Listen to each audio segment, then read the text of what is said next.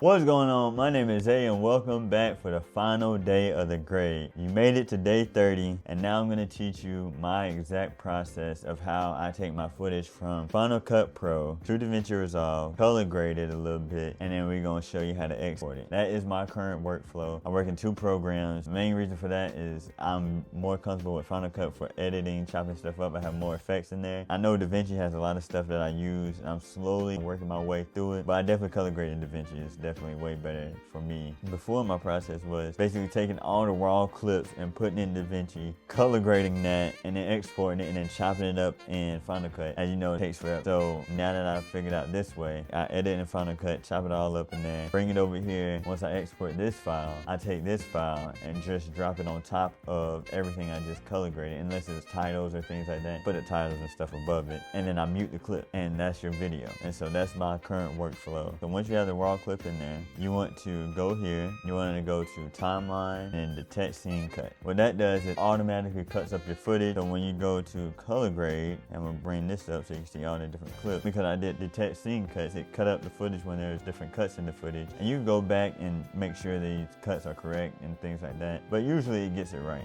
But if I do this and then I take this gray, grab this steel, and apply it here, it's too bright for this image, but it's good for this image. So what we need to do is take this balance and exposure and drop our lift down a little bit. That's too much.